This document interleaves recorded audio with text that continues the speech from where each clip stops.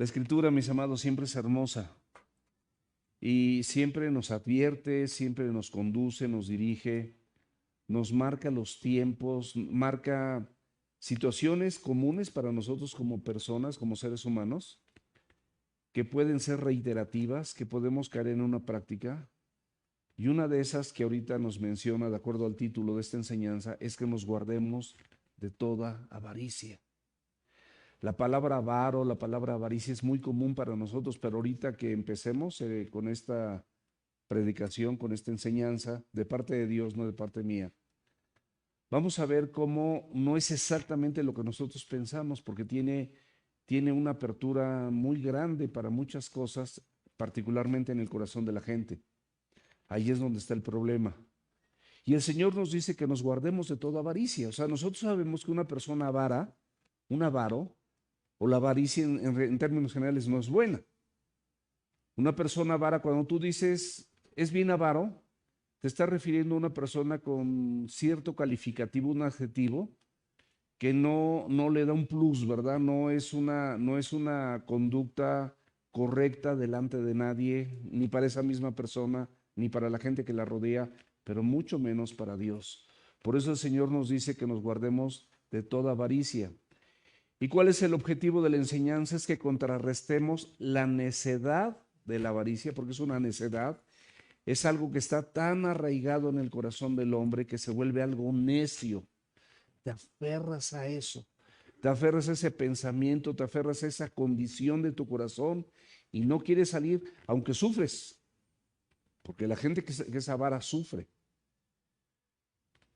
Pero es más grande tu necedad, es más grande tu anhelo de practicar y practicar y practicar y practicar y practicar la avaricia, y entonces dejas de ser rico para con Dios. Dios te dice que seas rico para con Él, es decir, la riqueza de parte de Dios es que pongamos en práctica lo que estamos oyendo. Esa es la verdadera riqueza. En esto consiste el carácter verdadero.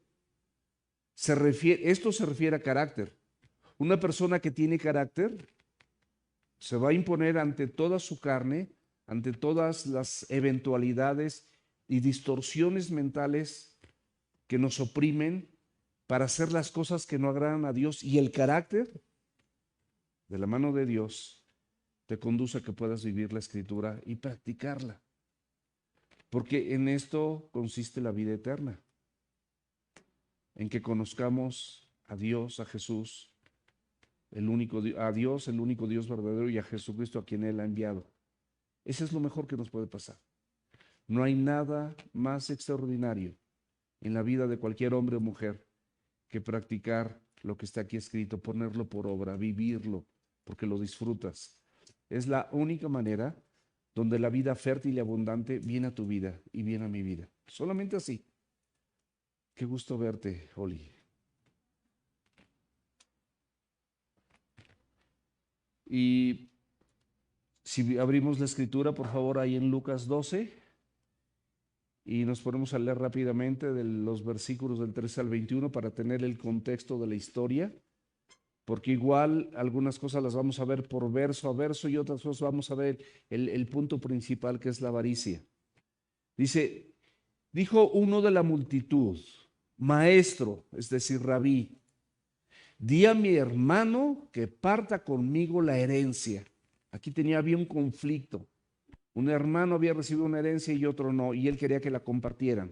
Mas él le dijo: hombre, refiriéndose a su debilidad y a su condición carnal, su condición conducta de hombre, ¿quién me ha puesto sobre ustedes como juez o partidor? O sea, Jesús le está aclarando: yo no estoy para ese tipo de asuntos. Esos asuntos no son parte de mi reino. Y les dijo: miren, o sea, pongan atención. Mira cómo oyes, cómo lees. ¿Se acuerdan que lo vimos en Lucas también? La importancia de estar a los pies de Jesús haciendo ¿qué? Escuchando su palabra, nosotros abajo y él arriba, diciendo lo que lo que nosotros tenemos que hacer. Y la indicación imperativa del Señor Jesucristo es: guardaos de toda avaricia. O sea, todas las formas de avaricia, el Señor nos recomienda en esta mañana, en esta tarde, que nosotros nos guardemos, que nos apartemos de ella. Porque la vida del hombre no consiste en la abundancia de los bienes que posee. No consiste, no te equivoques. La vida del hombre, la vida, tu vida y la mía, no consiste, seas de Cristo, no seas de Cristo, no consiste en eso. Hay muchas, pero muchísimas cosas más importantes para cualquier persona o para cualquier mujer. También le refirió una parábola diciendo, la heredad de un hombre rico había producido mucho. Y él pensaba, y pongan mucha atención, todo lo que es en primera persona, dentro de sí, diciendo, ¿qué haré? O sea, yo, solamente él, solamente la persona.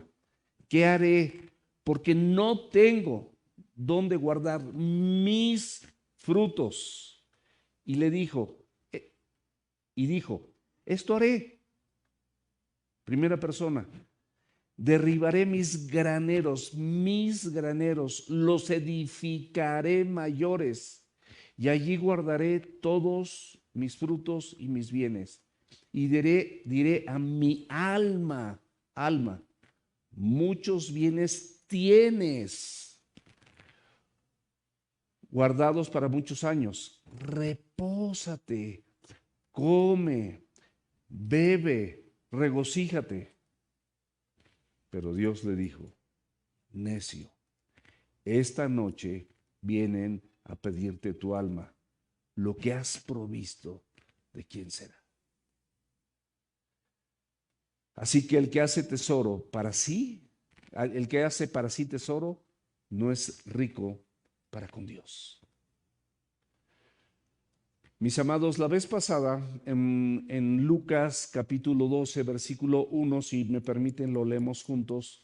En esto juntándose por millares la multitud, tanto que unos a otros se atropellaban, comenzó a decir a sus discípulos primeramente, guárdense de la levadura de los fariseos, que es la hipocresía.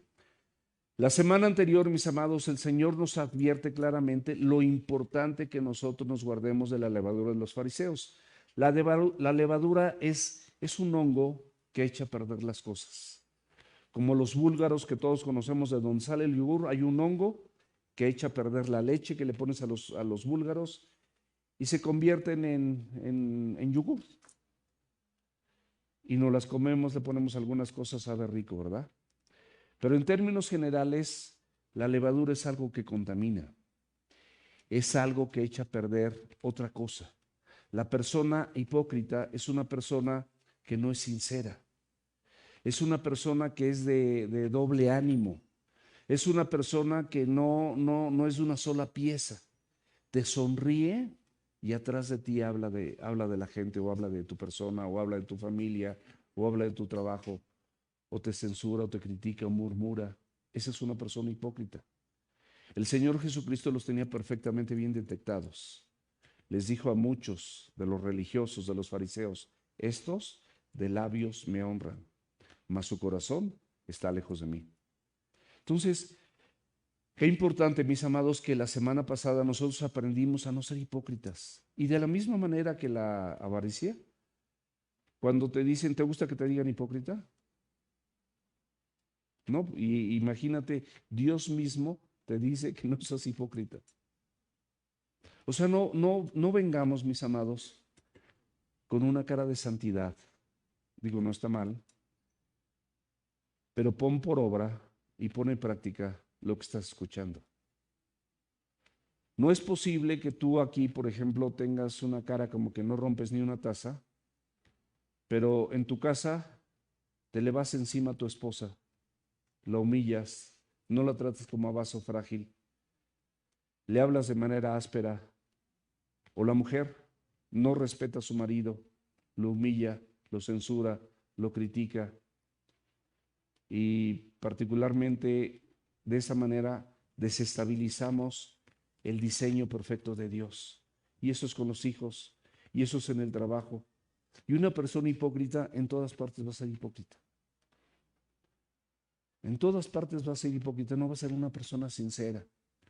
Cuando abraces a la gente, abrázala con sinceridad, abrázala con amor, abrázala porque quieres abrazar a la gente, porque es lo que te pide el Señor, pero aparte ya lo produjo de tal manera en ti que los abrazas, los saludas con toda sinceridad, no con hipocresía.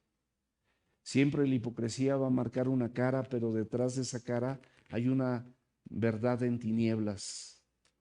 O sea, es la realidad de esa persona, pero en puras tinieblas, con puras palabras falsas, con puras lisonjas, adulaciones, palabras dulces, palabras espirituales, pero que no reflejan absolutamente para nada el amor de Dios. Eso es la hipocresía, y de eso nos habló hace 8 días.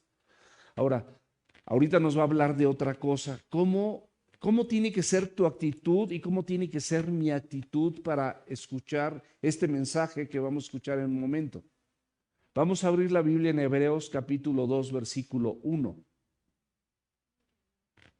Y son palabras del mismo Dios también. Por tanto, o sea, ¿qué tanto? La Biblia nos dice que es necesario que con más diligencia, es decir, con efectividad, sin hipocresía, con toda sinceridad, con todo ahínco, con todo tu empeño, con toda tu atención, atiendas las cosas que has oído. No hay una sola persona en esta congregación que no haya oído por lo menos más de 10 veces algún mensaje de la Escritura. Por lo menos, aún los que tienen poco tiempo viniendo, cualquiera de ellos o cualquiera de ellas, por lo menos tienen 10 mensajes ya escuchados. Por poner un ejemplo, puedo ver a la iglesia, puedo ver las personas que están aquí y puedo darme cuenta de eso, que todos por lo menos han escuchado. El Señor te dice que con diligencia atiendas eso que ya has oído, no sea que te deslices. Porque justamente la Escritura es para evitar que tú y yo nos deslicemos. Como personas, fácilmente podemos deslizarnos. Fácilmente podemos irnos para otro lado, fácilmente. No es difícil. Tenemos una naturaleza corrupta. Fácilmente nos podemos juntar con otra gente que sea igual de corrupta que nosotros, cualquiera, sin Cristo. Dejamos de ser corruptos porque la palabra nos limpia, nos lava, nos depura. Por la justicia gratuita de Cristo en la cruz, nos justifica automáticamente, nos limpia y nos permite estar parados delante de Dios como ese pueblo santo, sin mancha, sin arruga, sin cosa semejante, que es la iglesia verdadera. Ahora, ahí mismo en Hebreos capítulo 10, versículo 22 dice, acerquémonos con corazón sincero, es decir, sin hipocresía. No te acerques a Dios con cosas simplemente personales, para gastar en tus deleites, en tus pensamientos, en tus objetivos, en tus propósitos. Acerquémonos con corazón sincero, en plena certidumbre de fe. Te acercas porque sabes que Él existe. Hebreos 11:6 dice que es necesario que quien se acerca a Dios crea que le hay y que es galardonador de los que le buscan. O sea, sabemos que Dios le hay, que Él existe, que Él es real, y también confiamos en lo que dice su palabra. Yo no puedo, ¿cómo me acerco a Dios y no estoy confiando en lo que la palabra de Dios dice? Estoy dudando de lo que la palabra dice, pues entonces no es plena certidumbre de fe, no está plena mi fe en Él ni en su palabra. Purificados los corazones de mala conciencia. Muchos de nosotros en una semana, en otra, en un mes, en otro, en un año o en otro, de repente por ahí llegamos a albergar algo en nuestro corazón que no es correcto delante de los ojos de Dios. No es bueno para Dios, no es bueno para mi familia, no es bueno para la gente que me rodea. No es bueno.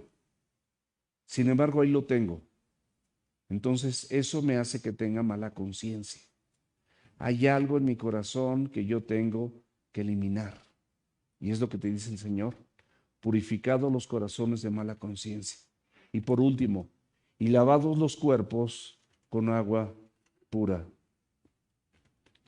Con esto se lava el cuerpo, con esto se lava el corazón.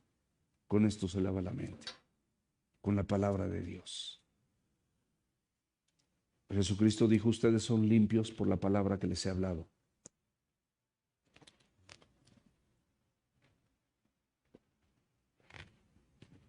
El tema central es la avaricia. Antes de entrar a los versos que vamos a ver, que ya los leímos, el tema central implica que nosotros sepamos primeramente qué es la avaricia. Puedes tener un concepto a lo mejor correcto, a lo mejor medio correcto, o a lo mejor muy errado, o a lo mejor muy lejano de lo que realmente es la avaricia. Pero pongamos mucha atención, y todo esto no es una definición que yo tenga. Es una definición que al escudriñar y al buscar y al estar estudiando muchas cosas, pues simplemente me permito copiarla para transmitírsela a ustedes y que podamos entender lo que es la avaricia. La avaricia es un deseo incontrolable y desordenado, escúchame bien, deseo incontrolable, no se puede controlar, aparte no está en orden, está desordenado. Y este deseo incontrolable y desordenado es por obtener o lograr algo material que según la percepción del avaro va a producir un bienestar al lograrlo. Eso dice el avaro. La persona que está enferma de avaricia piensa esto, pero ese deseo es incontrolable. Ni el Espíritu Santo te controla, mi amado, si tú no se lo permites. Tú puedes contristarlo, pero este deseo de la avaricia sí te controla, por eso es incontrolable, no lo puedes controlar. Te atosiga todos los días, te desordena tus pensamientos cristocéntricos todos los días, porque tú nada más estás pensando en obtener o lograr algo material que según tu percepción te va a producir un bienestar al lograrlo. ¿Y cuántos de nosotros hemos tenido algo así? Lo logramos y luego tenemos otra cosa que anhelamos mucho más intensa a veces que esto. Y así nos vamos enfermando. Este deseo va más allá de las necesidades mínimas de supervivencia. Como dice la Escritura en 1 Timoteo, capítulo 6, versículo 6, gran ganancia es la piedad acompañada de contentamiento, porque nada hemos traído a este mundo y sin duda nada nos vamos a llevar. Al ratito lo vamos a ver. Pero es mucho más allá. Así que teniendo sustento y abrigo, estemos contentos con esto. Eso es lo que dice Dios en su palabra. Sin embargo, aquí es un deseo que va más allá de las necesidades mínimas de supervivencia, el sustento y el abrigo, el alimento, el techo y el abrigo que tienes para ponerte, con la única intención de atesorarlo para un disfrute o un anhelo personal. No estás pensando en cómo vas a glorificar a Dios con estos anhelos. El avaro no está pensando esto. No está diciendo, bueno, voy a invertir mis recursos, voy a comprar ese lugar. Por ejemplo, yo le he comentado a mi esposa, Ciudad Acrópolis, está allá por Lomas Verdes. Le digo, yo veo que estaba pues abandonada. Le digo, cómo me encantaría tener recursos para comprarlo, pero por supuesto, para una iglesia. Por supuesto, para predicar el evangelio. No tengo ningún otro interés, porque sé que no me va a llevar nada. Sé que nosotros tenemos que visualizar siempre las cosas de arriba, como dice Colosenses. Poner su mirada en las cosas de arriba y no en las de la tierra. Ahora, este disfrute o anhelo personal pueden ser riquezas, pueden ser propiedades, pueden ser éxitos laborales, objetos de valor, viajes, logros profesionales frustrados o por alcanzar e incluso ministeriales. Hay personas también dentro de la comunidad cristiana, inclusive siervos, que muchas veces es una forma de tener una avaricia, un deseo desordenado e incontrolable por cierto protagonismo, digámoslo así, por pasar al frente. por estar compartiendo la palabra, por cantar, por tocar un instrumento, pero nada más para que lo vean o me vean, o vean qué bien toco y qué bien canto, o qué bien predico, o qué bien leo, o qué bien, cuánto conozco de la Biblia. Eso, mis amados, también puede ser avaricia. O sea, simplemente ese es un deseo incontrolable y desordenado por obtener o lograr algo material que según su percepción va a producir un bienestar al lograrlo. La palabra avaricia viene de avaritia, de latín, que se refiere a deseo o afán excesivo. Es un afán, un deseo de poseer algo que siempre, mis amados, de manera general está relacionado a lo material o a los bienes o valores de este mundo. La fama, el tener, el controlar, el dominio, el poseer, muchas cosas de estas. El afectado piensa que con esto tendrá el bien deseado.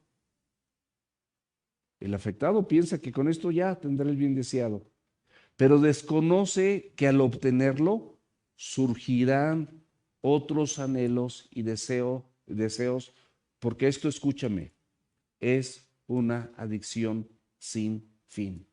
Una persona así es una persona adicta. ¿Sabían que hay adicción a la violencia? ¿Hay adicción a la violencia verbal también? ¿Hay adicción a las drogas? ¿Hay adicción al sexo? ¿Hay adicción a la pornografía? ¿Hay adicción al alcohol? Hay muchas adicciones. Esta es una de ellas. La persona que está en estas condiciones es una persona adicta. Necesita ayuda urgentemente. Los estudios más recientes de Erich Fromm lo describe de la siguiente manera. Esto es científico. Es un pozo sin fondo que agota a la persona en un esfuerzo interminable a grado de obsesión. ¿Escuchaste bien? Te lo repito. Es un pozo sin fondo que agota a la persona en un esfuerzo interminable a grado de obsesión para satisfacer la supuesta necesidad, porque entendimos que no es algo que necesite, no le hace falta, nada más lo quiere. Como el del texto, no lo necesitaba, pero quería que su hermano compartiera la heredad con él. A grado de obsesión para satisfacer la supuesta necesidad, sin alcanzar nunca la satisfacción deseada. ¿Por qué? Porque va a surgir otra. Y la gente la tiene y luego surge otra. Y la gente la tiene y es una adicción. Es una adicción. A grado de obsesión. Entonces dije, bueno, vamos a ver qué es obsesión. La obsesión, la posesión y la opresión son tres formas en las que el enemigo espiritualmente te ataca. Te puede oprimir, si hay cristianos que pueden ser oprimidos, es decir, se deprimen, tristes, achicopalados. Sí, un cristiano puede caer en esa situación. Y tenemos de ejemplo a Jeremías, a David, a Job, hay algunos que menciona la Escritura. Pero te puede obsesionar. El creyente no puede ser poseído, pero las personas que no son de Cristo sí pueden ser poseídas. Pero es una herramienta del enemigo. Entonces vamos a ver esto desde el punto de vista científico también, cómo esto se toma en cuenta, ¿verdad? La obsesión es el estado de la persona que tiene en la mente una idea, un anhelo, un deseo o una imagen fija o permanente. Fija o permanente, pero equivocada, escúchame bien, pero equivocada en todos los casos, en todos. No hay uno que se salve, en todos. Está equivocada.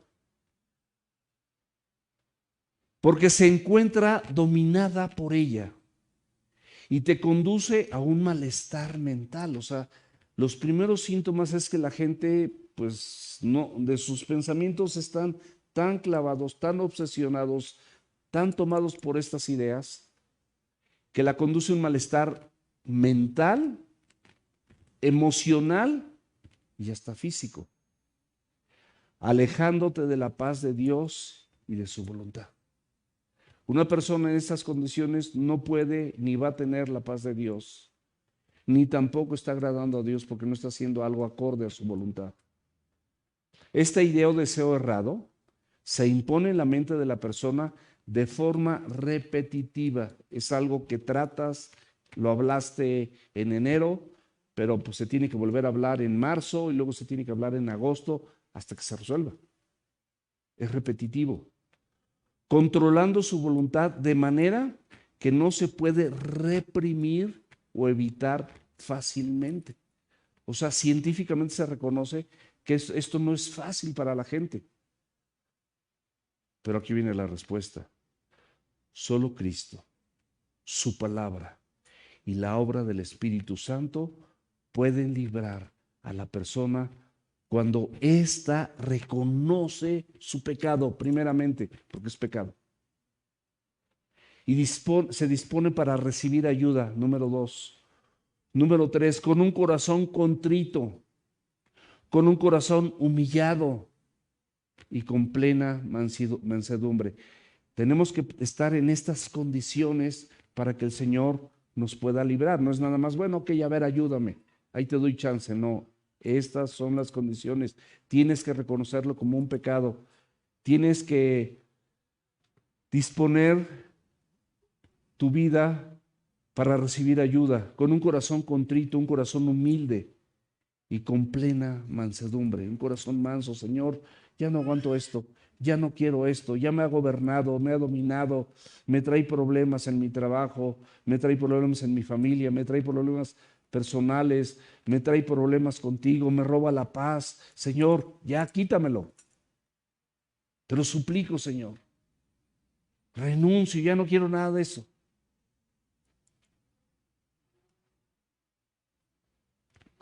Y ahora vamos a ver qué nos dice la Biblia. Esto fue lo científico. Esto es lo que dicen los estudiosos, los psiquiatras y los psicólogos. Pero vamos a ver qué dice la Escritura. Abre la Escritura, por favor, en 1 Timoteo capítulo 6, versículos del 6 al 12. Pero gran ganancia es la piedad. Te lo dice la Escritura, te lo dice Dios. O sea, mi amado, tú y yo ya ganamos con que el Señor Jesucristo haya tenido piedad de nosotros. Es decir, tuvo misericordia. ¿Cuántos de nosotros podemos levantar la mano y decir, Dios tuvo misericordia de mí? Yo lo digo y levanto mi mano. Dios tuvo misericordia de mí. ¿Tuvo misericordia de ti? Levanta tu mano. Si tuvo misericordia, ¿de verdad tuvo misericordia de ti? Sí. Gran ganancia es que haya tenido misericordia de ti. Eso es la piedad. Pero para que sea una ganancia real, debe ir acompañada de contentamiento, porque nosotros podemos estar frustrados de muchas cosas que no fuimos, porque no fui futbolista, o no fui cantante, o no debuté en esto, o no logré esto, o no compré aquella casa, o no me casé con esa persona, o no, muchas cosas. No me enfoqué en mi carrera, no practiqué la odontología, no sé, lo que sea. Por eso es importante que estemos conscientes que es gran ganancia, no es cualquier ganancia, es gran ganancia, es la piedad, acompañada de contentamiento. Cristo, o el sacrificio de Cristo hizo que Dios tuviera piedad de ti. ¿No es gran ganancia? Gran ganancia. Acompáñala de contentamiento. Y dale gracias a Dios por tu esposo y por tu esposa, como esté. Y estás aquí sentado. Gracias a Dios. Gran ganancia es la piedad acompañada de contentamiento, porque nada hemos traído a este mundo y sin duda nada podemos sacar. Así que teniendo sustento y abrigo, estemos contentos con esto. Porque los que quieren, aquí te da una razón, por los que quieren enriquecerse, hay personas que quieren a través de la avaricia enriquecerse, caen en tentación, o sea, vas a dar lugar a la tentación y al lazo, puedes quedar atrapado. Y en muchas codicias necias y dañosas que hunden a los hombres en destrucción y perdición.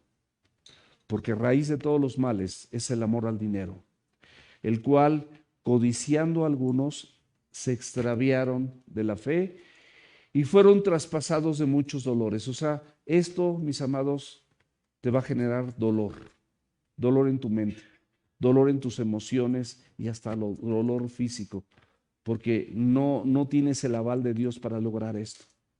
Mas tú, hombre de Dios, por así pon atención, o mujer de Dios, huye de estas cosas. Sal corriendo de estas cosas. Sigue la justicia. Esto es lo que debes de seguir. Esto es lo justo para tu vida y para mi vida. Esto es lo justo de Dios para que tú vivas bien. Esto, lo que está aquí en la Biblia. Sigue la justicia. La piedad, o sea, si tú recibiste misericordia, da misericordia. La fe, confiando en lo que está aquí escrito y en el amor de Dios. El amor que recibes de Dios y que de la misma manera lo puedes dar, no solamente a tus seres amados, pero dar un amor genuino con tus seres amados, por supuesto, en principio, pero también con los demás. La paciencia. Qué impacientes somos, ¿verdad? Aparte, la paciencia tiene que ver con la resistencia. Somos muy delicados, nos quejamos de todo, no estamos conformes, no somos pacientes, somos impacientes. Y cierra con broche duro la mansedumbre. Te sigue diciendo, pelea, porque es una lucha, la buena batalla de la fe. La tienes ganada en Cristo, si confías en lo que dice aquí la Biblia. Echa mano de la vida eterna. No vas a estar aquí siempre. Eso es echar mano de la vida eterna. Vas a vivir 80 o 90 años o 100 si vives mucho, que no creo que de aquí nadie viva 100. No sé, José Luis y yo creo que somos los más grandes. Aquí también mi comadre que está aquí de este lado, Obdulia, ¿verdad? O sea, ¿cuántos viviremos? Allá no cantan más las rancheras, Alex. Mira, aquí tenemos, ya estamos sacando algunos. Y Cuau, que está, no lo veo, pero ahí está, mira, escondidito. Muy bien. Pelea la buena batalla de la fe. Echa mano de la vida eterna, a la cual asimismo fuiste llamado, habiendo hecho la buena profesión delante de muchos testigos. Confesaste a Cristo delante de muchos testigos, síguelo haciendo. Esa fue la mejor confesión, el señorío de Cristo en tu vida. Por eso esto no viene de Dios. Efesios 4, del 18 al 20. Estas personas tienen el entendimiento entenebrecido, o sea, lleno de oscuridad. Están ajenos a la vida de Dios por la ignorancia que hay en ellos. Como están engañadas o engañados, estas personas, al estar engañados, hay ignorancia. No sé, una persona que es engañada ignora que esto no es perfectamente de Dios y ellos conciben y arman su rompecabezas personal para decir, no, esto viene de Dios y Dios me va a respaldar. Ajenos de la vida de Dios por la ignorancia que en ellos hay. Otra cosa más, por la dureza de su corazón. Lo endurecen y lo endurecen, los cuales después de todo esto pierden toda sensibilidad y se entregan a la lascivia para cometer con avidez toda clase de impureza. O sea, das lugar a más cosas, no nada más eso. Eso es un espacio espiritual para que tú te contamines de otras cosas mucho más grandes. Efesios 5, 3 al 5. Pero fornicación, vean cómo esto se pone al nivel de un fornicario. Y toda inmundicia, la fornicación es tener relaciones sexuales antes del matrimonio. El adulterio es tener relaciones sexuales estando casados. Ambas están reprobadas por Dios. Dice, pero fornicación y toda inmundicia o avaricia, te la pone también como algo similar, ni aún se nombre entre nosotros. O sea, es algo que mejor de eso no platiques, no tengas conversaciones de eso ni nada por el estilo, como conviene a santos. Si tú eres una persona apartada para Dios, no te conviene nada de esto. ni palabras deshonestas, ni necedades, ni truhanerías que no convienen, sino antes bien acciones de gracias.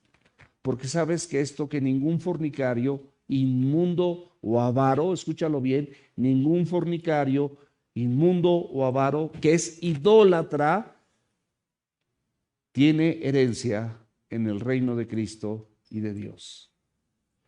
¿Vas a cambiar lo que quieres de aquí por la herencia de Dios? O sea, en verdad, ¿la herencia de Dios no es suficiente?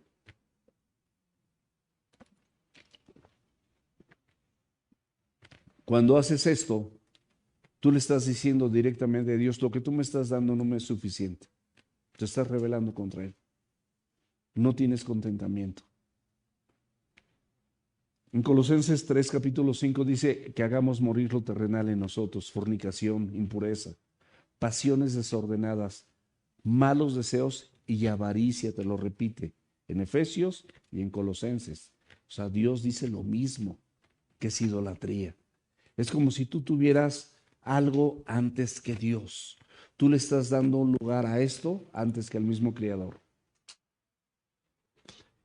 Y rápidamente vamos a los puntos que vamos a ver. Espero que no nos llevemos mucho, porque en la parte central es la avaricia y ya la vimos. Le dijo uno de la multitud: Maestro, significa rabí, di a mi hermano que parta conmigo la herencia. Mas él le dijo: Hombre, ¿quién me ha puesto sobre ustedes como juez o partidor? O sea, lo está dejando muy claro. La petición de este hermano para con Jesús es que intervenga y resuelva este asunto familiar con cuestiones materiales. Es un asunto familiar, pero con cuestiones familiares. Y no solamente le está pidiendo que sea un árbitro, le está diciendo: tú tienes que ser mi defensor, tú tienes que ser mi abogado. Por eso el Señor le responde diciéndole hombre, porque del original del griego se refiere a la palabra antropos, y esto significa que está relacionado con la naturaleza humana caída. O sea, esta es una petición de la naturaleza humana caída, carnal, una naturaleza corrupta que suele en su pensamiento decir: bueno, yo puedo buscar a Dios en este tipo de asuntos, y Dios, que es bueno, pues sí me va a ayudar. Dios no quiere intervenir en este tipo de asuntos. Lo estamos viendo claramente en la Escritura, porque son temas materiales o bienes de este mundo que Él directamente no te los está dando. Para que me entiendas, a Dios no se le fue de las manos. Dios siempre tuvo el control y no te lo dio. Y por eso quiero que pongamos mucha atención que dice hombre. Jesús no se refiere a esta persona como amigo, ni como discípulo, ni como publicano, ni como intérprete de la ley, o como escriba, o como fariseo. Se refiere a esta persona como hombre, antropos, alguien que puede hacer este tipo de peticiones, pero sin una mente renovada, sin un corazón transformado. Versículo 15, y les dijo: miren, Jesús les dice: miren, guárdense de toda avaricia, porque la vida del hombre no consiste en la abundancia de los bienes que posee. No consiste en eso, mis amados. La respuesta de Jesús es clara y concisa, y nos aclara que Él no se va a involucrar jamás en este tipo de asuntos. El versículo 15 lo dice claramente. Son asuntos relacionados con el corazón humano, donde puede adherirse la avaricia, donde Él mismo nos advierte que nos guardemos de ella, que huyamos de ella, y es un imperativo presente. O sea, es un imperativo en ese momento, pero es presente, porque la palabra de Dios es vigente o no. Es presente. Es un imperativo para ahorita, para ti, para mí. El asunto principal, amados, no son las riquezas, sino más bien la actitud del corazón para conseguirlas. El Señor sabe que eso te está dañando. Y no podemos olvidar que del corazón mana la vida. Proverbios 4:23. En Romanos, capítulo 1, versículo 28, dice la Escritura, y como ellos no aprobaron tener en cuenta a Dios, Dios los entregó a una mente reprobada. Esto corresponde a una mente reprobada para hacer cosas que no convienen. Cosas que no convienen, esto no te conviene. Estando atestados, o sea, llenos, abastecidos de toda injusticia. Esto no es justo, no es correcto delante de los ojos de Dios. Fornicación, perversidad, homicidios, avaricia, maldad, llenos de envidia, de homicidios, contiendas, engaños, malignidades. Todos estos adjetivos calificativos de manera regular pueden presentarse en este tipo de personas. Con una cosa o con otra, una cosa abre la puerta para las demás. La avaricia, mis amados, es idolatría. ¿Por qué? Porque de acuerdo a los estudiosos, bíblicamente hablando, el avaro sirve y adora al dios Mamón de los griegos, que es el dios de los bienes materiales y el dios de las riquezas y el dios de los bienes de este mundo. Y se está rindiendo a ese tipo de materialismo y no a tu proveedor. ¿A quién estás rendido? ¿A quién te vas a rendir? Cuando tú haces esto, dejas de rendirte a Dios. Y yo prefiero estar rendido a Dios.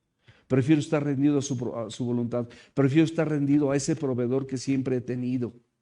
Es un proveedor aparte de buenos y malos, de justos y de injustos, porque da el sol, da la lluvia, da el aire. ¿O cuánto pagaste de aire? ¿Da cómo te llegó tu recibo? Fue gratis. Tu recibo de sol tampoco, fue gratis. La lluvia, las cosas más preciadas de esta tierra son de nuestro proveedor. Los avaros en ocasiones dicen conocer a Dios, pero sus pensamientos están enfocados en tener posesiones o alcanzar sus éxitos y logros personales como sus máximos ideales en ese momento. En ese momento es su meta, es su objetivo. Lamentablemente esa actitud para alcanzarlos no está filtrada a la luz de las Escrituras. Está fuera de orden y también está fuera de la voluntad de Dios. En 2 de Pedro capítulo 2 versículo 3 dice, por avaricia harán mercadería de ustedes con palabras fingidas. A través de la avaricia van a ser capaces de involucrarse en otras cosas ya de mercadería, de cómo lograrlas con palabras fingidas, es decir, hasta con mentiras. Sobre los tales, ya de largo tiempo la condenación no se tarda y su perdición no se duerme. Esto es una advertencia clara del Evangelio y clara del Señor Jesucristo para todos nosotros, porque yo no me puedo salir de la ecuación porque lo estoy predicando. Cualquiera de nosotros puede involucrarse un día cualquiera en algo de esto. Cualquiera. Segunda de Pedro, capítulo 2, versículos 14 y 15.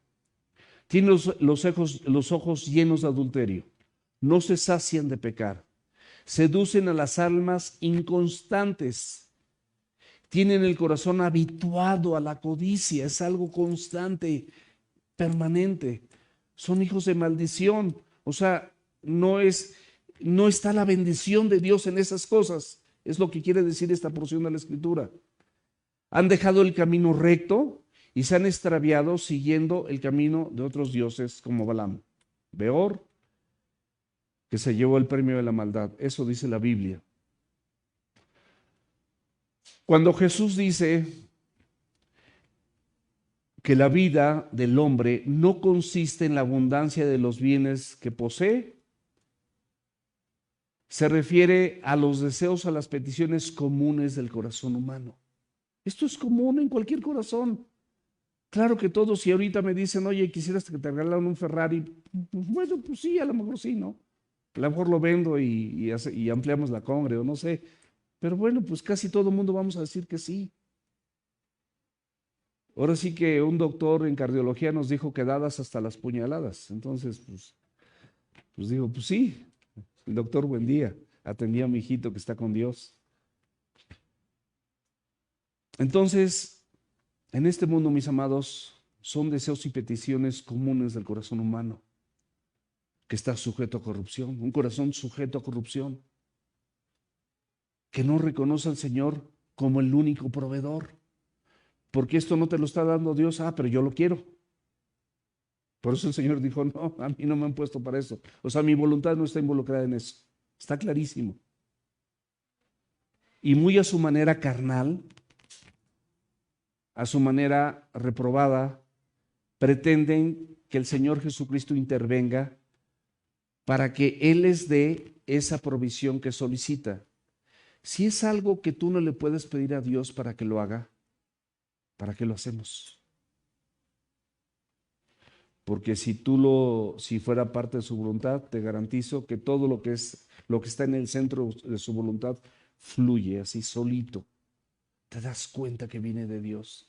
Te das cuenta que toda dádiva y todo don perfecto ciertamente desciende de lo alto, del Padre de las luces, donde no hay sombra ni cambio de variación.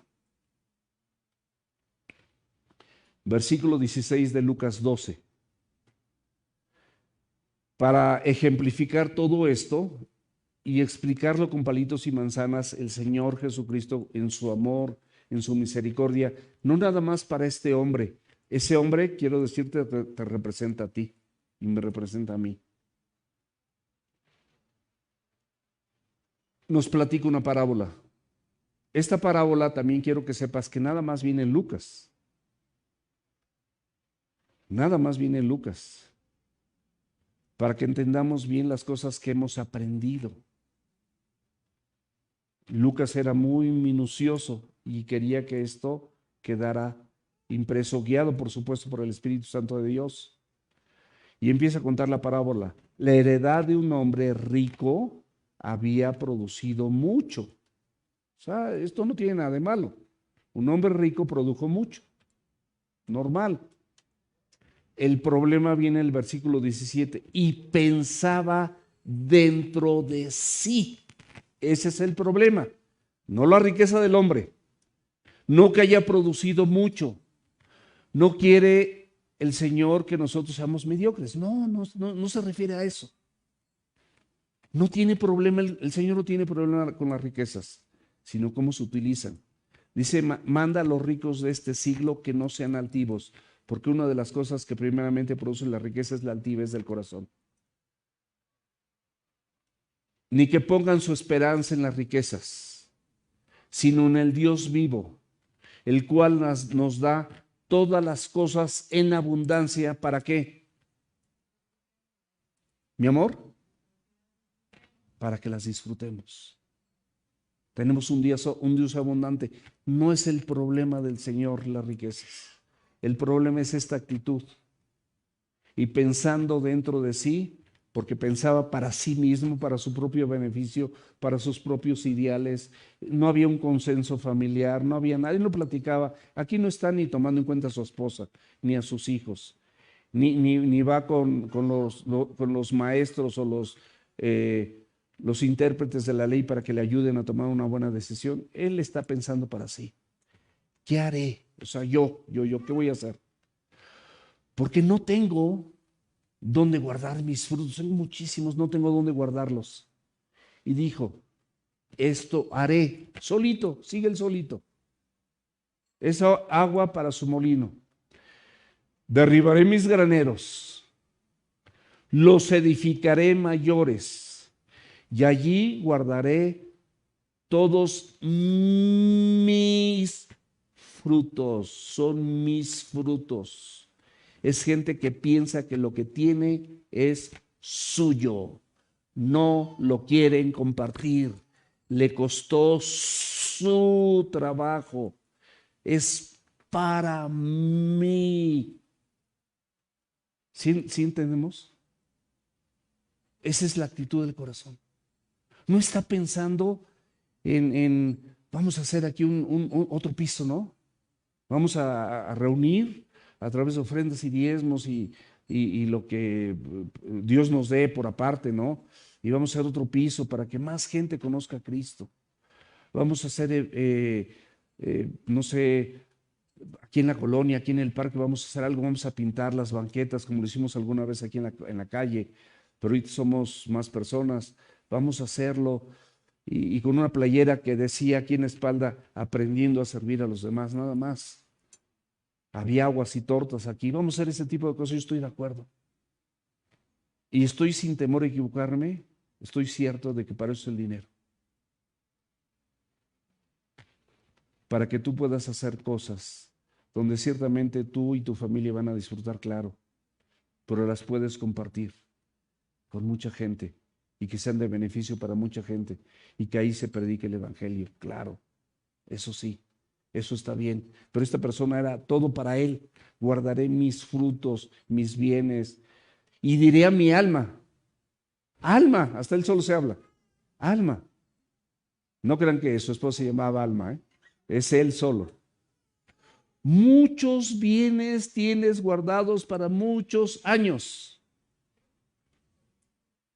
Estate tranquilo, repósate, come, bebe, regocíjate. O sea, él. Una acción absolutamente egoísta, egocéntrica. No está pensando en compartir, es suyo. Son precisos para contarlos, para saber, muy formalizados en todo eso, como Rico MacPato. Ya los de ahorita, los jóvenes, muy jóvenes, no saben qué onda con Rico MacPato. Pero Oli sí se rió y está joven. También Susi.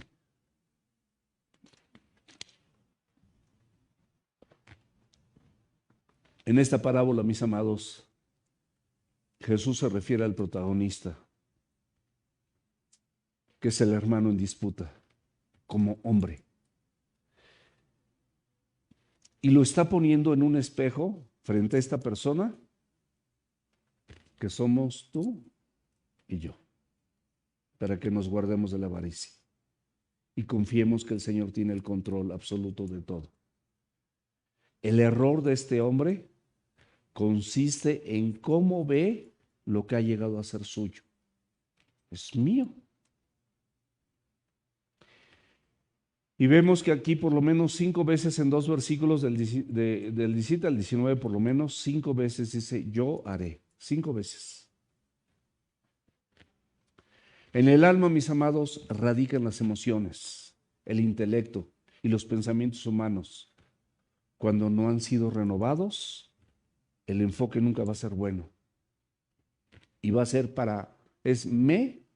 ¿cuántas cosas? Mi y yo, mi, yo, es para mí, me he guardado, tengo, yo, mi esfuerzo. Yo, todo en mí. No en Cristo, no en su provisión, no en su gracia, no en su benevolencia, no en la necesidad de las demás personas. El dinero no necesariamente resuelve problemas, mis amados, se los prometo. También puede crear nuevos, como le sucedió a esta persona que era un emprendedor. No los enfocó de manera correcta. Las riquezas pueden ser una ventana con las cuales podemos ver a Dios. Te lo dije hace rato, pero vamos a leerlo. 1 Timoteo 6, 17 al 19. A los ricos de este siglo manda que no sean altivos, ni pongan la esperanza en las riquezas, las cuales son inciertas, sino en el Dios vivo, que nos da todas las cosas en abundancia para que las disfrutemos. Que hagan bien, que sean ricos en buenas obras, dadivosos, generosos, atesorando para sí el buen fundamento para lo porvenir, que eche en mano de la vida eterna. Sé generoso, mi amado. Ayuda a la gente que no tiene. Dispara de repente aquí en la tiendita, dispárale un agua a alguien. No seas memillo, no seas ahí mi agua, mi zanahoria con mi salsita Valentina y todo eso. Sé generoso, pon en la cajita para los chavos. Hay personas que tienen 3 o 4 hijos, o 3, ¿no? Creo que es el máximo, que van a ir allá, pero el avión de 3 está cañón. A mí sí me toca y me ha tocado, pero ahorita ya nada más me queda una. Ya el que está de los Vaqueros de Dallas, él ya se paga su avión solito. Gracias a Dios. Pero hay gente que le cuesta mucho trabajo porque no es el único gasto y su sueldo no le alcanza. ¿Por qué no somos generosos? ¿Por qué no ofrendamos? ¿Por qué no damos? ¿Por qué no diezmamos? ¿Por qué no nos desprendemos? ¿Por qué no compartimos así? Inclusive hay ropa que no usas y aquí hay hermanos que a lo mejor les vienen bien y están en perfectas condiciones. No todas rotas, por supuesto. O hay gente afuera que necesita, pero podemos ser así. Porque las riquezas también puede ser un espejo para que nos veamos a nosotros mismos con toda nuestra avaricia y con toda nuestra mezquinosidad. No sé si existe esa palabra, pero bien mezquinos. Podemos hacernos generosos o podemos hacernos egoístas, cada quien en su corazón. Los ricos son propensos a incrementar sus bienes por la codicia. Los pobres son propensos a idealizar la vida con cuestiones materiales que en ese momento no tienen a su alcance, por lo que no tienen contentamiento y dan lugar a la ansiedad y a la obsesión destructiva. Ambas situaciones, tanto de los ricos como de los pobres, son pecaminosas y no agradan a Dios.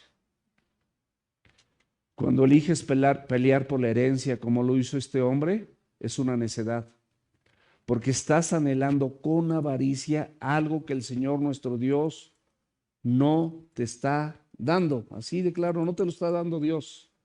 Tú lo tienes que pelear.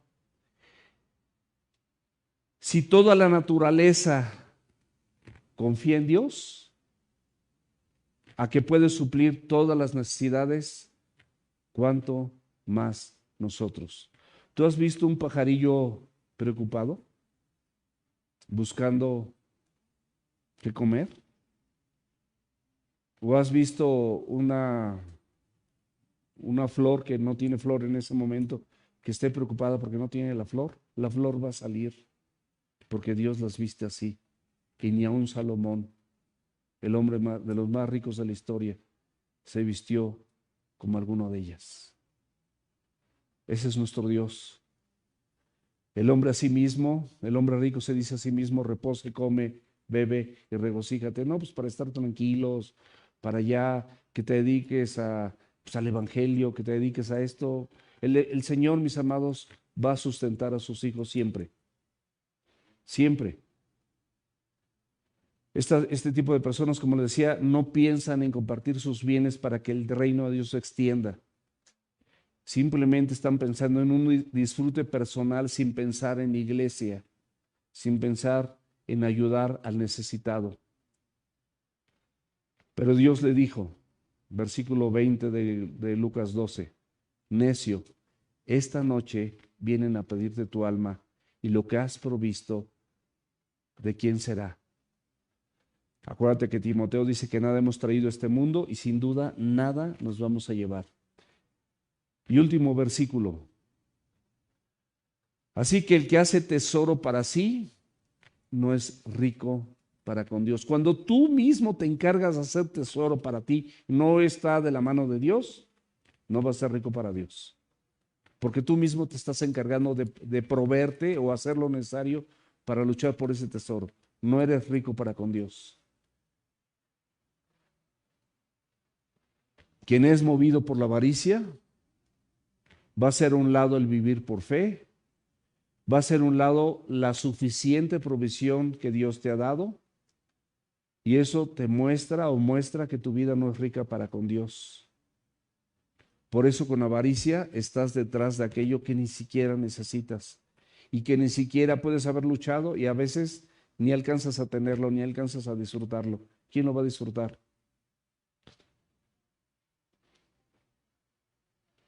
El rico para con Dios, mis amados, responde a la vida conforme a la palabra, conforme a lo que está escrito, y a la bendición de Dios conforme a su preciosa y perfecta voluntad. Terminamos con Hebreos capítulo 13, versículos de 13 al 15. Esta es la exhortación de parte de Dios. Salgamos pues a Él fuera del campamento. Eso es lo que debemos de pensar con las riquezas, mis amados. Salgamos pues a Él fuera del campamento, de esta comodidad, con ventiladores. Hay uno grandote, aquí otros que no dan mucho, pero yo tengo calor de todas formas. Pero a lo mejor ponemos aire acondicionado en algún momento. Salgamos pues a Él fuera del campamento, llevando su vituperio. O sea, va a haber ciertos sufrimientos cuando sigues al Señor Jesús y estás dispuesto a compartir el mensaje. Porque no tenemos aquí ciudad permanente.